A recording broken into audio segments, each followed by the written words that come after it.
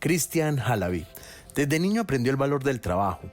Hoy es un empresario y un líder gremial que sigue creyendo en el valor del servicio público. La suya es una apuesta de país, trabajando porque a todos nos vaya bien. Él nos cuenta cómo lo hizo.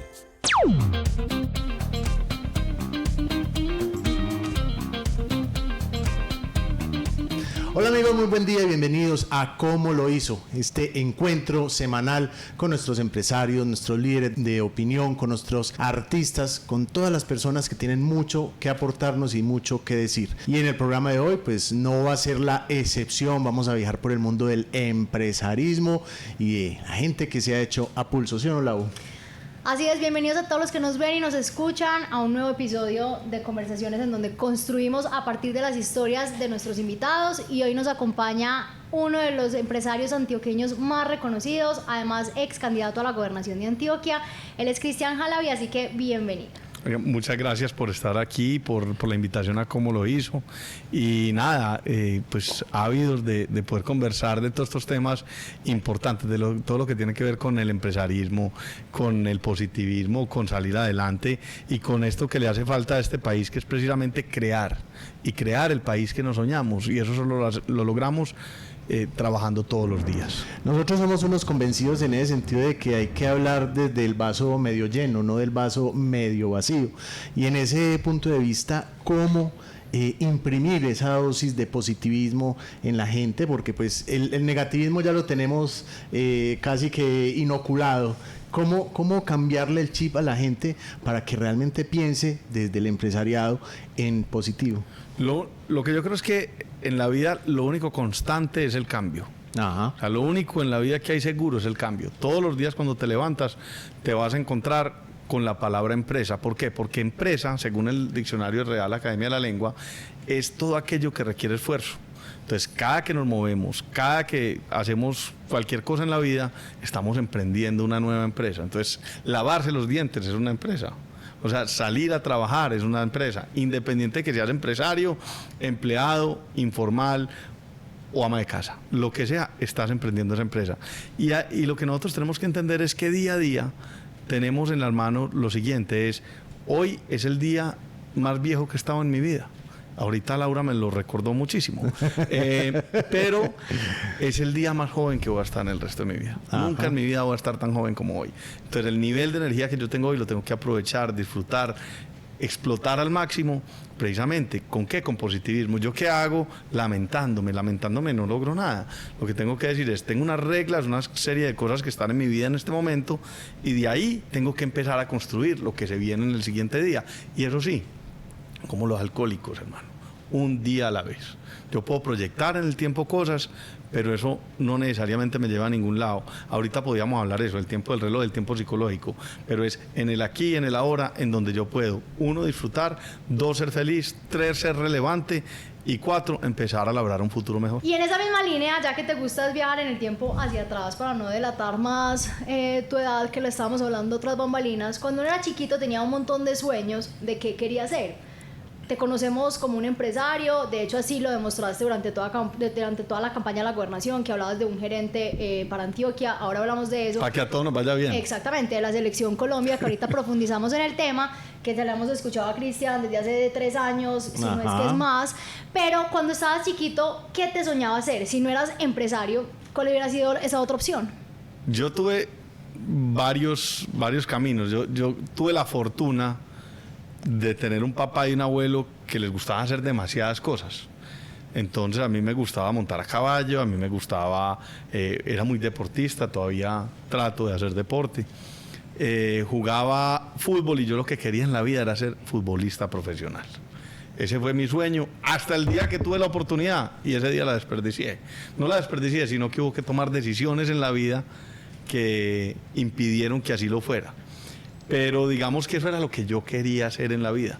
Eran otros tiempos, otros momentos, pero también tuve la fortuna, digamos, que mientras hacía eso, en mi casa me enseñaban a trabajar. Entonces a mí, por ejemplo, desde los 7, 8 años, me llevaban a la fábrica de textiles de la familia, y lo que me ponían era un cuñetico con ACPM, con diésel, y me ponían un bulto de piñones de hiladoras y de piezas de máquinas para que yo las lavara. Y después me fueron enseñando las distintas cosas. Entonces también me fui enamorando del trabajo. Me pagaban el salario mínimo en esa época y eso era muy emocionante, que a vos en vacaciones te pagaran el salario mínimo.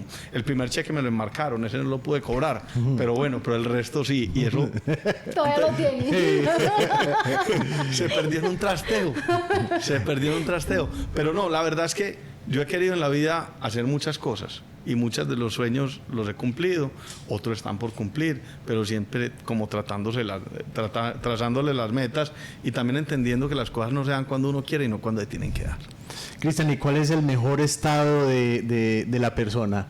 ¿Empleado? ¿Dueño de la empresa? ¿Emprendedor? ¿Cuál de todos esos mundos es mejor? Es que yo creo que todos somos una combinación de todos, porque aún vos siendo empresario o siendo, supongamos, el dueño de la empresa, claro que uno nunca es dueño de la empresa, porque al final la empresa acaba siendo dueña de uno y es la que le domina el tiempo. Yo creo que es una combinación de cosas, porque vos no dejar de ser empleado. El día que dejar de ser empleado como dueño de la empresa, ese día estás condenado al desastre, porque dejaste de ponerle atención. Yo creo que en esto hay que tener uno la tranquilidad o el deseo es de levantarse todos los días a hacer lo que a uno le gusta. Mire, me encanta una frase de Tolstoy que decía, lo importante no es tener no es querer hacer muchas cosas, sino querer mucho las cosas que se hacen. Y mi papá también me decía, Cristian, uno lo primero que hace en el día es lo que no le gusta. Entonces primero haga lo que no le gusta para que después tenga tiempo de hacer lo que sí le gusta. Y eso sí, juegue duro, descanse duro, trabaje duro, juegue duro. Y así sucesivamente, métasela toda a cualquier cosa que haga, con pasión, si no, más bien no haga nada. Cristian, cuando salió tu candidatura a la gobernación, la gente se preguntaba como, bueno, ¿por qué Cristian si nunca lo habíamos visto dentro del sector público? Y siempre tu discurso era, yo quiero apostarle a un mejor departamento, a que a todos nos vaya bien, como dijiste ahorita y como te lo vimos durante toda la campaña. ¿En qué momento nace esa idea de, ok, no voy a dejar al lado ser empresario? Me parece importante además esa fusión del sector privado y del sector público tan necesaria, esa unión hoy en día. Pero ¿cómo nace esa idea de decir, ok, yo que estoy convencido que se pueden hacer las cosas bien, que todos podemos sumar, le voy a apostar a esta candidatura? Mira, yo creo mucho en un proceso que yo llamo de ciudadanización. Y cuando hablamos de ciudadanización es que los ciudadanos tenemos que estar atentos a todas las zonas o sitios de poder público y privado. Y que nosotros hemos dejado en manos de los políticos cosas demasiado importantes. Y en manos, hay políticos buenos, políticos malos, hay de todo, pero en general en Colombia hay un problema y es que es la profesión de ser político. Y la política debería ser una vocación y no una profesión. Por lo tanto, dentro de mi vida, digamos, empresarial, en los últimos años, yo he estado muy metido en el tema gremial. Y nos hemos dado cuenta de las grandes falencias que hay en la administración pública. Este es un país que no es incluyente, es un país que es extractivo, que lo que busca es que una élite que maneja el país desde Bogotá, y en cada uno de los departamentos hay una élite que también maneja el departamento, ellos no están ahí simplemente por generar riqueza, valor, oportunidades, por hacer que a todo el mundo le vaya bien, sino que están ahí al final por un beneficio propio. Entonces el que es alcalde, gobernador quiere ser presidente, el que es presidente quiere extraer y tener a todos sus amigos, el que es ministro quiere meter 6.000 empleados públicos y así sucesivamente. Y no están pensando en todo lo demás que son las oportunidades que tenemos que generar. Y este país tiene todas las oportunidades del mundo. Y nosotros, los ciudadanos, los empresarios, los emprendedores, las amas de casa, toda la gente que tiene buenas ideas y que ha pensado, hombre, de pronto el Estado es un poquito grande, ¿no? De pronto es tragalón, de pronto lo que necesitamos es un tema social de llevar carreteras para que la gente tenga mejor comunicación. Yo creo que esa gente no se puede abstener de estar en el proceso. Y por lo tanto, hubo un momento que yo como politólogo dije, ¿sabe qué, hermano? Esto no es echando carreta, tírese al agua a ver qué pasa, ¿cierto? Y me tiré al agua y pasó lo que pasó. Y generamos agenda, hicimos cosas muy interesantes, me la disfruté impresionante. Y yo creo que algo se hizo importante desde el punto de vista de decir, un empresario sí puede estar. No ganamos, pero ganamos muchísimo al final. Pero en ese sentido, Cristian, de pronto estamos en una crisis de la democracia. porque es que el Estado cada vez le vemos más fallas, es más impotente, es más incapaz de suplir todas las necesidades de la gente. Estamos ante un sistema que ya yo creo que la ventaja es que aceite. estamos tocando fondo. Yo creo que sí estamos tocando fondo como sociedad y la gente está dando cuenta, pero que hay una crisis miedosísima.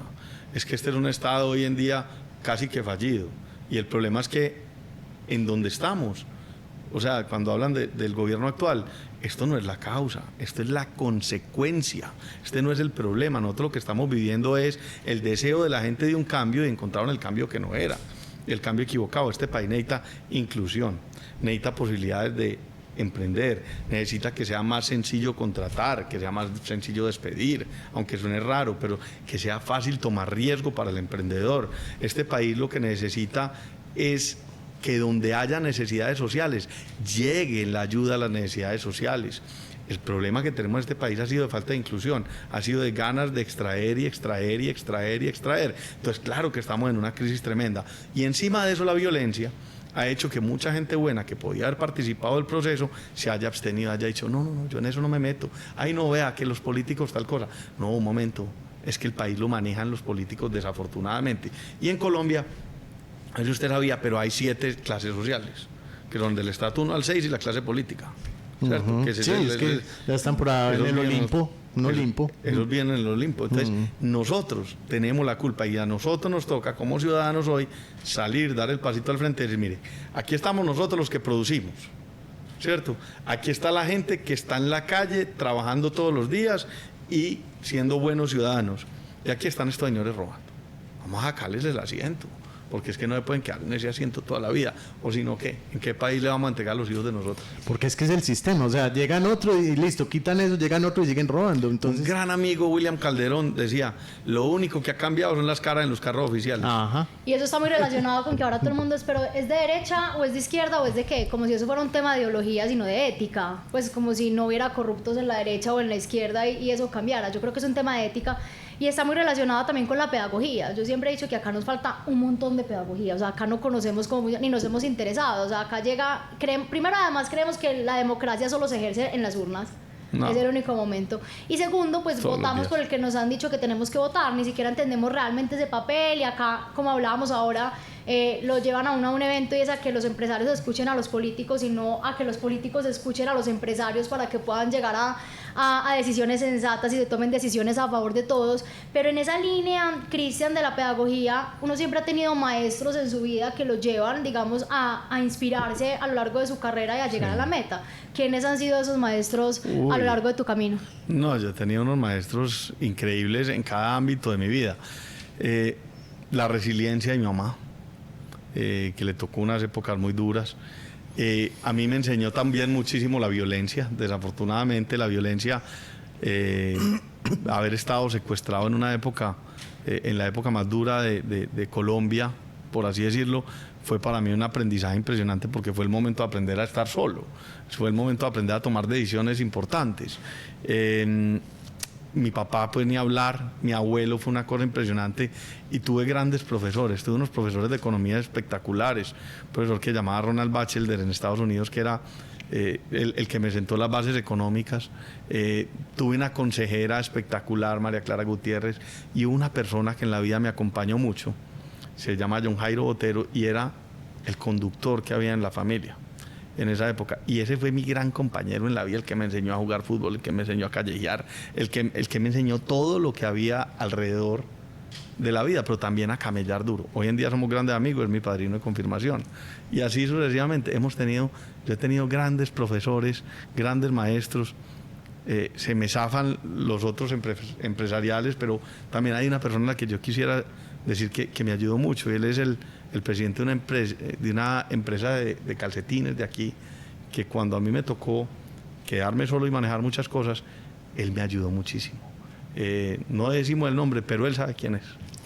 ¿Qué es lo bueno y lo malo que tiene el empresariado colombiano? El empresariado colombiano, depende, es que mira, aquí decimos... ¿Qué te imaginas vos? Yo no soy el periodista, pero bueno, ¿vos qué te imaginas cuando decís los empresarios? Pues la gente que tiene la capacidad de mover este país. Pero entonces, mira que ahí está el gran problema. Aquí los empresarios tienden a calificarlos como un grupo, y eso ya no es así. Puede que por allá en los años 50, 60, 70, los empresarios eran un pequeño grupito de personas que manejaban el país. Entonces aquí los empresarios imaginan 5, 6 o 10 cacaos. Y esos son los empresarios. Y los mismos siempre, además. Y los mismos siempre. Sí. En Medellín y en todos lados son los mismos siempre. No, este país ya cambió. Esos son los cacaos. Y esos son los que han vivido acomodados con cualquier gobierno. Y esos se reúnen con Petro, con Santos, con Duque, con Uribe, con el que toque. Y esos, todos lo reciben porque esos son los grandes cacaos. Y bajo la justificación de que hay que trabajar con el que esté de turno. Exacto. O sea, No, y está bien que se reúnan, es problema de ellos, es su negocio. Pero hoy en día el empresariado es muy distinto. Ustedes no se imaginan, nosotros tenemos algo que se llama la Mesa del Empleo y la Productividad, que nace como un contrapeso un poco en su momento al Consejo Gremial Nacional, en el momento del estallido social, y en contravía de las distintas reformas tributarias que ha habido, las del gobierno Duque, las de este gobierno, las de todos, todas, ninguna de las últimas 22 nos gusta, en 30 años, 22, una cada 18 meses, y formamos ese grupo y hoy en día somos 37 agremiaciones, 35.000 empresas, desde 2 empleados hasta 3.000, y todos son empresarios, y ahí también hay sindicatos, hay de todo. Entonces, a la hora de la verdad, cuando hablamos de los empresarios hoy en día tenemos que ser muchísimo más incluyentes, porque son tantos medianos y pequeños. Ojo, el 89% del empleo colombiano lo generan las pequeñas y medianas empresas colombianas. Esos señores son unos héroes y esas señoras son unas héroes que todos los días levantan a ver cómo pagan la nómina, a ver cómo venden, a ver cómo compran materias primas, y muchas veces con muchas necesidades. Y sin contar los informales, que la mayoría de las empresas colombianas, y les voy a decir empresas porque así son, el señor que vende mangos en el Parque Bolívar es un empresario informal, y es empresario porque seguramente tiene un colaborador, por lo menos un empleado, ¿cierto? Aunque no se hayan formalizado ninguno de los dos, tiene compras, tiene que ir a comprar el mango, conseguir los suministros, no hay quien va y se los baja de los palos, sean de los palos de Medellín o comprándolos. Tiene proceso, porque lo tiene que lavar, pelar, echarle sal, lo que sea, venderlo. Tiene cartera porque hay veces tiene fiado, ¿sí o no? Y hay veces les vuelan sin pagar. Esos manes son empresarios. Mira, entonces cuando hablamos de los empresarios, son todos aquellos que todos los días se levantan con esfuerzo a hacer este país. Y nos falta que esos empresarios se sientan empresarios, que se sientan verdaderamente con la camiseta puesta para sacar el país adelante todos los días. Cristian, en esta sociedad no estamos acostumbrados al no.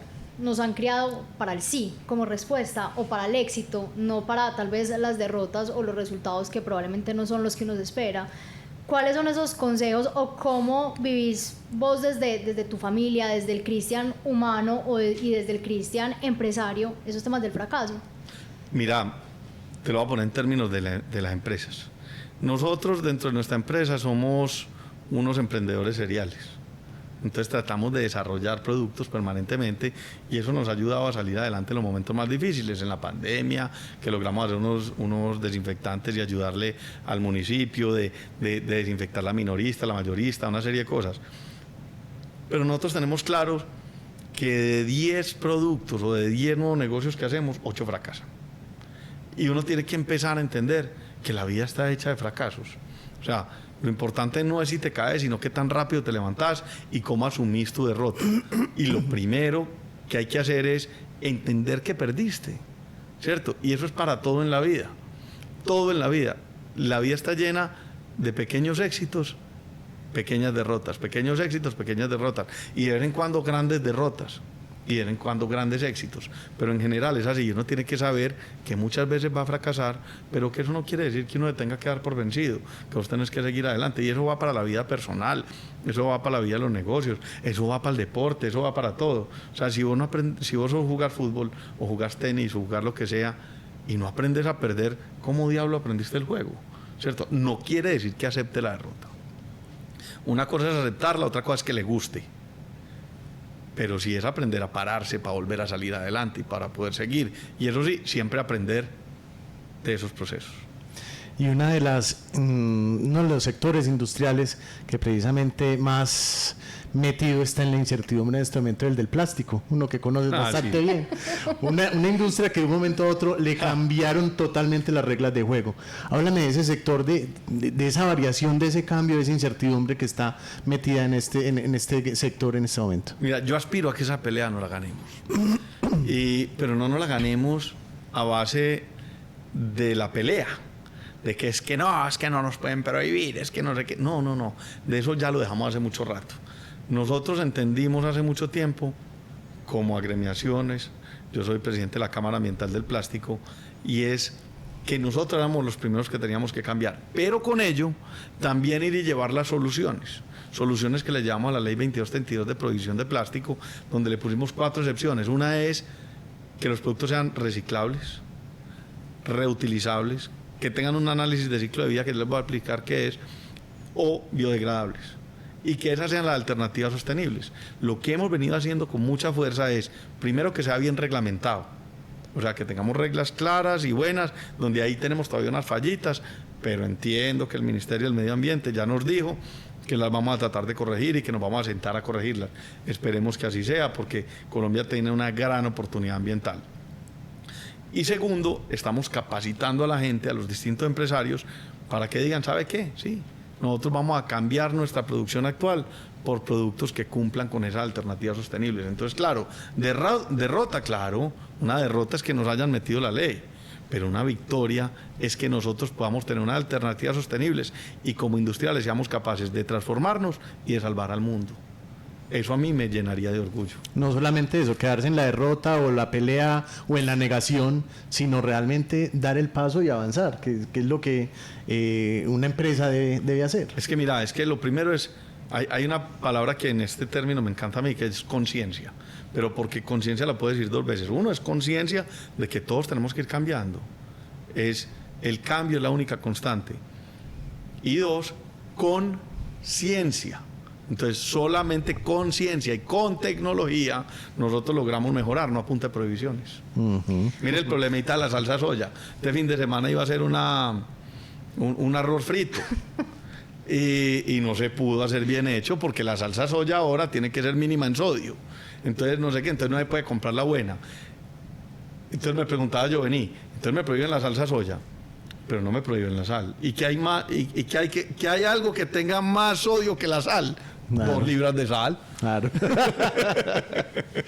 Así es. Hay un tema que a mí me preocupa mucho en el país hoy en día y que lo hemos hablado mucho acá, y es el tema del poder.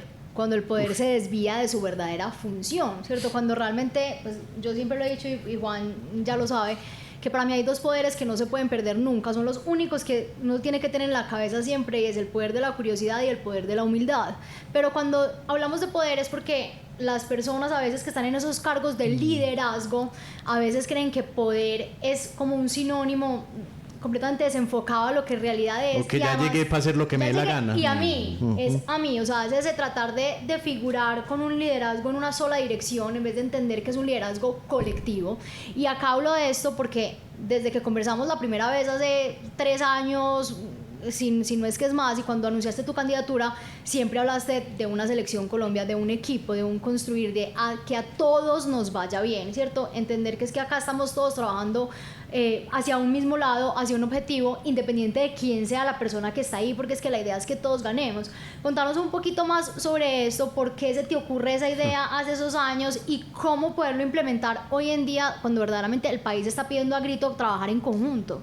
Mira, lo primero es que la gente llega a ser servida y no a servir. Y hay que entender el tema público como un sitio para servir.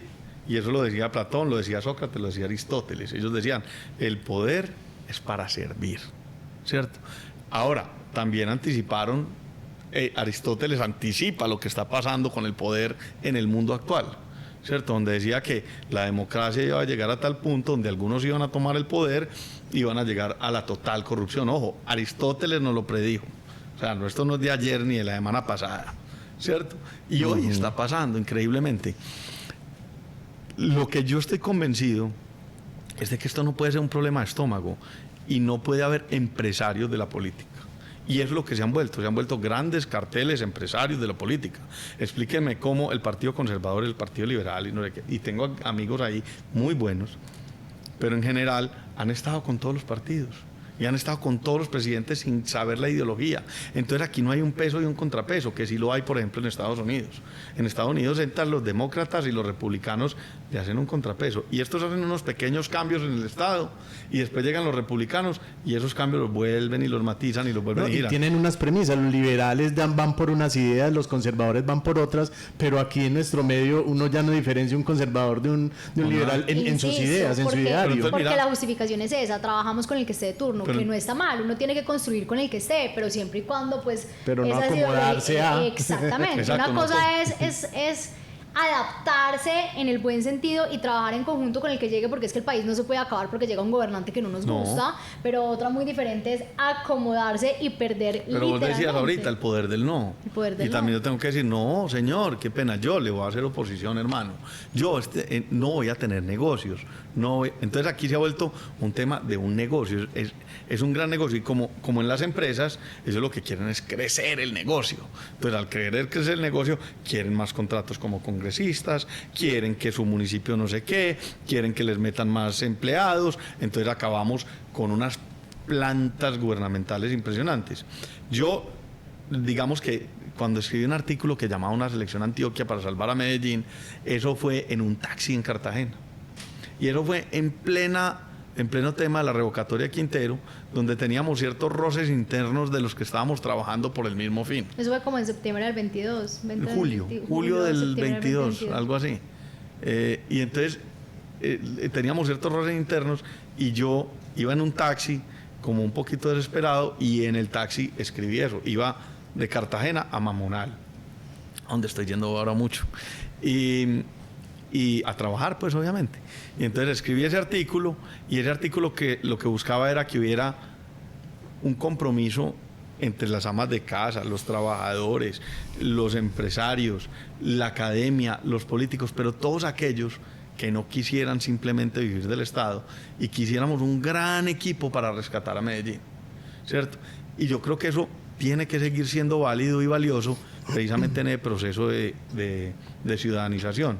Luego pues ya llega y ya lo utilizamos como una, digamos, una estructura de formación de equipo, pero eso es independiente de eso. Yo creo que lo importante aquí es el concepto como tal de cómo nosotros como sociedad deberíamos hoy no solo formar una selección Antioquia, porque en su momento me lo hablaron de Santander, me lo hablaron de Valledupar, del Cesar, hoy deberíamos pensar realmente en una selección Colombia de empresarios, de emprendedores, de informales, de la gente que realmente está necesitando que este país salga adelante, que sea más inclusivo, que sea más incluyente, que tenga más oportunidades de emprendimiento para que la gente precisamente pueda vivir mejor, pueda generar riqueza y que le pueda ir bien.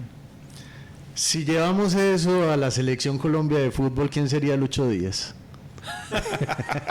No, es que ahí sí tienen que hacer magia muchos. Ahí tienen que hacer magia muchos. Ahí sí tienen que hacer magia muchos. ¿Quién sería el arquero para tapar? Ay, hombre, por Dios. Pero bueno, la Ahí idea podemos- acá no es cazar ahí peleas podemos- innecesarias. No, pero la verdad es que, mira, cuando nosotros hablábamos de eso, nosotros nos imaginábamos un estadio, ¿cierto?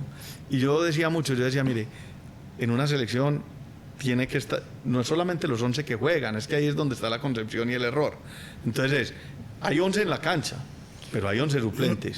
Y está el preparador físico, el técnico, el aguatero, están los que organizaron los uniformes, está la lavandería que los lavó. Está la gente de seguridad que faltó en el Atanasio esta semana.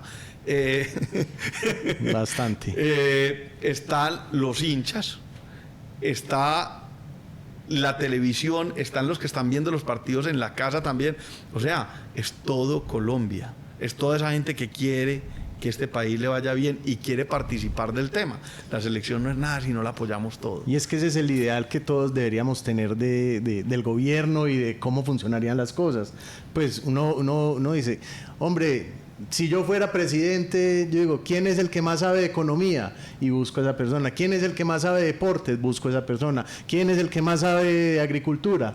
Pero no quién es el que más votos tiene, quién es el que maneja esto con aquello, porque es que... ¿Quién es el primo de la mujer del mocho? Se empiezan a hacer ahí unas franquicias y unas cosas muy complicadas, que es como se está manejando hoy en día, pues el gobierno hoy en día y desde hace rato, pues. Todo, no solo el gobierno. Imagina que uno manejara las empresas como manejan eso. O sea, no habría ni una empresa en Colombia. No, ninguna funciona. No habría ninguna empresa. Aquí vos tenés que tener gente idónea, ideal, que sea capaz de tomar decisiones difíciles. La vida está hecha de tomar decisiones difíciles, no son todas fáciles. Y es que, mire, que hay más fácil que un gobierno decir, necesito más plata, una reforma tributaria. No, espérate. Entonces en tu casa vos necesitas más plata. Cuando estás creando un montón de embajadas, un montón de puestos, un montón de cosas. Vení, apretémonos. Yo creo que lo único que yo le oía a Rudolf Holmes en su época, que decía, hay que apretarse el cinturón. Y a todos nos puso a apretarnos el cinturón. Hicieron muchas cosas buenas, otras no tanto. Pero había que apretarse el cinturón, porque es que esa es una realidad de la vida. Cuando vos tenés déficit, mira la pandemia. Todas las empresas de Colombia, y muchas de ellas hablaron con sus empleados y les decían, venga, señores, estamos en un momento difícil. Ustedes no tienen que callejear. ¿Qué tal si durante estos meses no tenemos auxilio de transporte? Vení, y vos no sos capaz de aguantarte con 10% menos de pronto de salario durante estos meses que estamos en pandemia. Oye, mucha gente lo hizo. Y aquí, en vez de hacer eso, subimos los impuestos. Cristian, yo creo que el tiempo de ocio es importantísimo, sobre todo pues nosotros que somos tan apasionados por lo que hacemos, que de verdad nos hemos, y lo hemos hablado en varias entrevistas que hemos tenido, que cuando nos empieza a dar tantas batallas por una lucha, por un departamento, por un país, se termina abrumando un montón, porque a veces uno se frustra y de pronto se siente luchando en contra de la corriente. ¿Cómo haces para volver a la calma? Ya sabemos que te gusta el fútbol, que tenés familia, que tenés peques, que tenés tu finca, los caballos y demás, pero ¿cuáles son esos hábitos que tienes y que definitivamente piensas que son necesarios para uno mantenerse enfocado? A mí me gustan muchas cosas. Es que yo he hecho cosas muy raras en la vida. O sea, en una época me dio por ser piloto.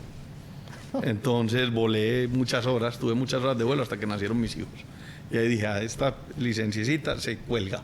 Pero bueno. ¿Y qué tipo de avión volaste? Un avión de 2 pasajeros. Un avión de 2 pasajeros, una avionetica chiquita. Lo disfruté mucho en una época muy compleja. Pero un primo un día me dijo, vení, vamos a ensayar esto.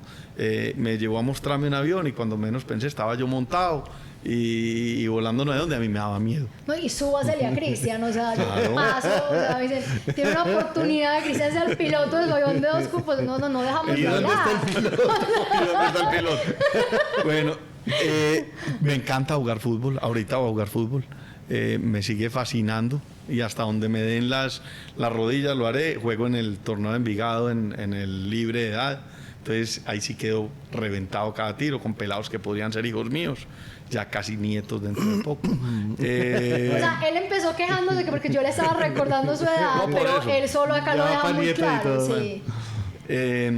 Tengo 48 años, de una vez para que lo sepan. Voy a cumplir 48 años para que acuerden de mí. Me gusta eso, me encanta montar a caballo, me encanta bolear machete. Me fascina ver un potrero y ponerme a fregar y a rozar. Me fascina, eso me quita todo de la mente, me saca como el estrés. Me encanta eso, me encanta navegar, me encanta la calle, me encanta ir a un café, en cualquier lado, una cantina. Pero entre más de barrio sea o de pueblo, más me gusta sentarme a conversar con la gente, echar carreta, oírles los cuentos, enterarme de cómo funciona la vida, de qué está pensando la gente. Pero eso ha sido de toda la vida. A mí he sido recallejero. Tengo un perro que se llama Feroz, que se vuela todos los días, y yo era más o menos así, callejero. Entonces, a la hora de la verdad, me gusta. Todo se parecía a su dueño. O sea. Me gusta hacer de todo en la vida. O sea, a mí la verdad es que me gusta hacer de todo un poquito, y eso sí, ponerle la energía a eso. Me encanta el tiempo familiar, me fascina. Pelados son unos bacanes. Tranquilos, relajados, que también les gusta hacer de todo. Hay veces yo creo que el papá los cansa de tanto ponerlos a voltear para un lado y para el otro, pero bueno, así es la vida. Bueno, y de proyección, ¿qué proyección realizas tú? ¿A 1 año o a 2 años o a 5? Pues porque Tu Bueno, gremio, tu sector te invita como a muchos... Te voy a hablar entonces del tiempo del reloj y el tiempo y el tiempo psicológico, ¿cierto? Ajá. Hay dos tiempos. El tiempo del reloj es el tiempo... A ver, el tiempo psicológico es aquel, por ejemplo, donde uno se puede perder. Entonces, vamos a poner un ejemplo. Una persona, el sueño es conseguir una finquita, ¿cierto? O una casita en la playa. Y entonces dice, me voy a conseguir en 5 años mi casa en la playa, o en 10 años. Y entonces hoy piensa en la casa, mañana vuelve a pensar en la casa, entonces hoy ya se imagina, mañana se imagina que fue y visitó el lote, pasado mañana está comprando el lote, dentro de 6 meses ya se imaginó que está haciendo la casa de tal forma, a los 6 meses, a los 9 meses se está imaginando que la casa ya tiene 2 hamacas y que tiene no sé qué y no sé cuántas, y cuando menos piensa, dentro de 5 años en su cabeza tiene la casa perfecta y no ha hecho nada. No ha hecho nada por ella porque pasó toda su vida pensando y soñando en el tiempo psicológico. El tiempo de reloj es distinto. Yo me pongo una meta y digo, ¿sabe qué? Yo quiero esto, yo quiero esa casita en la playa. Y hoy ahorro 50.000 pesitos. Y mañana voy y me doy un paseíto por la costa. Y voy y miro y tal, y digo, a mí me gustaría como acá. Y dentro de un año se va y dice, ve, ¿por qué no me fías el lotecito? Y entonces lo consigue fiado, o consigue el crédito, o hace lo que sea, y ya tiene un ahorrito.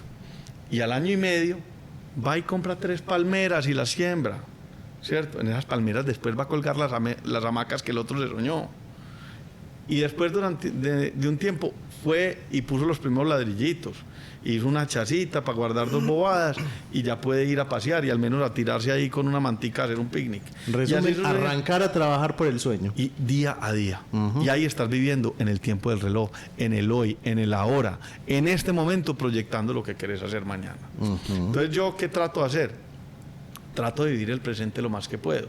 Obviamente tengo unos sueños, esos sueños tienen que ver con que nuestra empresa, por ejemplo, tenga más colaboradores todos los días, generen más oportunidades, tengamos más posibilidades de permanecer en el tiempo independiente del gobierno de turno, ¿cierto? Porque nosotros al final no dependemos de eso y hay cosas y hay factores que no podemos controlar. Los que podemos controlar los trabajamos, ¿cierto? Sin miedo, sin retroceder, tratando de ir hacia adelante. Obviamente, hay veces le dicen a uno que uno está loco, que porque está invirtiendo o está emprendiendo o está lo que sea. No, es que es el momento que nos toca y es la vida que tenemos. No hay más, no hay tiempo para lamentarnos. Y creo también que como ciudadanos tenemos que seguir aportando. O sea, yo en ese tiempo el reloj me debo aportando a que este país tenga unas ideas distintas. O sea, yo no quiero ser simplemente una parte del paisaje esperando a que este país, lo que estamos criticando hoy desde un sofá y que la gente lo hace en las fincas, en las casas, en los apartamentos, es sentarse en el sofá a renegar y criticar. Y no hacer nada. Nosotros tenemos que generar la agenda. Independiente de lo que pasa y de quién gobierna este país, la agenda tiene que cambiar. Y esa agenda tiene que ser esa agenda incluyente, inclusiva, que permita el emprendimiento, que permita las inversiones, que deje que la gente llegue a la bolsa y que le ayude a las empresas, que haya ese gran emprendimiento que nosotros aprendimos de algo que llamábamos Paisa S.A. Y Paisa S.A. era un apéndice de todo este cuento que viene de una historia con un argentino que compró una empresa acá y un día me dice, Cristian, es que Medellín no se debería llamar Medellín, se debería llamar Paisa S.A. Y yo, ¿pero cómo así? Me dijo, sí, es que aquí todo el mundo quiere tener o una peluquería, o una tienda, o un granero, o quiere tener una empresa, o quiere hacer algo, pero aquí todo el mundo quiere hacer eso. ¿Y sabe qué? Nosotros no estamos explotando la capacidad emprendedora de los colombianos. Y para mí eso es pecado, no permitir que la gente se realice en sus sueños, simplemente porque los políticos quieren seguir siendo extractivos y paternalistas. Así como el tema del liderazgo, que siempre hemos dicho que no, que es que en Colombia no hay líderes. En Colombia sí hay líderes. Uf. Hay muchísimos líderes. Acá hay gente que, como decíamos, todo el tiempo se levanta todos los días con la convicción de luchar por generar una mejor transformación y por aportarle al país. Pero como no tiene amiguitos en el poder o como no tiene amiguitos liderando grandes empresas, entonces ese líder simplemente lo tapamos con una bolsa, no nos importa, nos hacemos los ciegos. No, o una cosa, que eso no es noticia. Todo lo que se hace bien como que no es noticia, que pasa claro, eso es otra cosa. Cristian, acá siempre decimos, y por eso nace este programa, y es que los resultados son la consecuencia de los procesos, de lo que hemos trabajado, de lo que hemos vivido, incluso desde chiquitos. Pero pues uno ya en el punto en el que está, de pronto mira hacia atrás y sonríe, digamos, por ese camino que ha recorrido. ¿Qué le dirías al Cristian de hace unos años que tenía tantos sueños y que probablemente hoy los ha hecho realidad? A ese Cristiancito que por ahí andaba siguiendo, que se volaba, que se escapaba, que seguía al papá, que admiraba a la mamá, que tenía tantos anhelos que, como digo, seguramente ya los has ido cumpliendo y también se los estás entregando como un legado a tus hijos. Mira, yo lo que diría es nunca deje de intentar. Lo primero, nunca deje de intentar, nunca deje de corregir. Yo he tenido grandes fracasos, muchos de ellos por culpa mía. O sea, eso hay que entenderlo. O sea, esto no es que, ay, no, Cristian, tan bacano, tan... No, para nada. Lo primero, tú lo dijiste ahorita, Laura, es, uno hay veces tiene que hacer un esfuerzo muy grande por la humildad. Y es, todos los días, cuando uno se para al frente del espejo a afeitarse, los hombres, las mujeres paran a maquillarse y a otras cosas, pues nosotros, hermano, a decirse, usted no es nadie. Hoy le toca camellar duro a ver si contribuye en algo. Y además de eso, que es que no importa lo que usted sea, lo importante es lo que usted pueda hacer, lo que usted pueda ayudar, lo que usted pueda contribuir. Y cuando hablamos de ayuda no es regalos, no es donaciones necesariamente. Pero cuando hablamos de ayuda es vos cómo le estás ayudando a tu patria, cómo le estás ayudando a tu país, cómo le estás ayudando a tus colaboradores. Pero vuelvo y digo, ayuda no es subsidio, no es regalo. Ayuda es camello. Ayuda es, venga, empujémonos juntos. Usted me ayuda, yo lo ayudo. Y junticos nos vamos yendo. Esa es la mejor manera. Yo le diría a ese Cristian del pasado, le diría, vea, hágale para adelante. No desfallezca. No se deje frenar. No se desmotive, porque hemos tenido momentos de desmotivación. Y hoy en día me miro hacia atrás y digo, hombre, te has desmotivado porque hay veces en determinado momento has sido indeciso. Es de pronto defínase más rápido. Simplemente sea optimista y nada, creo que trate de ser usted mismo, no se desvíe de ser usted mismo. Bueno, qué conversación tan chévere, qué viaje tan bacano el que hemos tenido hoy con Cristian Halaby, un personaje, como ven, que siempre está lleno de optimismo, lleno de ideas, lleno de opciones, de cosas para hacer y para no quedarnos quietos. Ya aprende bien, Laura, que hay que seguir para adelante, ¿no? Me quedó clara la lección y creo que acá lo hacemos, ¿no? Ya no nos escapamos ni nos volamos, hemos ido progresando y evolucionando. Cristian, gracias, estamos seguros que te seguiremos viendo por ahí. No vamos a hacer preguntas del futuro porque hay que vivir el momento, simplemente los invitamos a estar pendientes porque sí es un personaje que hemos seguido durante un tiempo y que nos consta que en realidad se levanta todos los días desde su gremio a luchar por un mejor país. A hacer país. Así es, así que esta sea la primera de muchas invitaciones aceptadas a cómo lo hizo y a seguir siendo ejemplo de inspiración para las nuevas generaciones y por supuesto pues para el país entero. No, muchas gracias, de verdad que tener la oportunidad de conversar con ustedes es maravilloso. Yo quisiera hacer un pequeño paréntesis ahí para despedirme y es, primero, no perdamos el optimismo y segundo, en Colombia se ha dado lo contrario de lo que dijo Santander. Santander en su época dijo, las armas os darán la independencia, los dieron la independencia, las leyes les darán la libertad, y aquí ha sido lo contrario. Las leyes nos han quitado la libertad. Y hoy nosotros tenemos que hacer todo lo posible porque la libertad y las oportunidades estén en manos de los ciudadanos, no de los políticos, porque somos los ciudadanos los que generamos riqueza, oportunidades y los que estamos llamados a generar sociedad para compartir un mejor Colombia, donde esos hijos de nosotros, todos esos hijos, esos pelados jóvenes, que tienen hoy todas las oportunidades del mundo, se quieran quedar en este país y no se quieran ir, que quieran disfrutar de Colombia, que quieran ser felices y que este país, por el esfuerzo que nosotros hagamos, se los pueda dar. Yo estoy convencido de que eso va a ser así. Así es, que aunque las circunstancias se pongan difíciles, no abandonemos, sino que sigamos luchando. Y gracias a Versus Hotels que nos recibe, empresarios antioqueños que también se levantan todos los días a seguir invirtiéndole a este país, aunque haya retos. Por supuesto al canal Telemedellín y nos vemos pues en un próximo programa. Así es, hasta la próxima.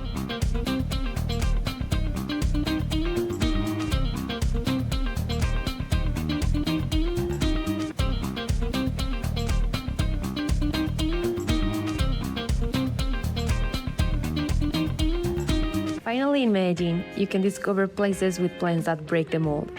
There's a new spot called Versus, where every week brings fresh activities on its cultural agenda. And that's not all. They've got amazing amenities, as you can see. Coming to this place is all that's right in life. We hope to see you here soon.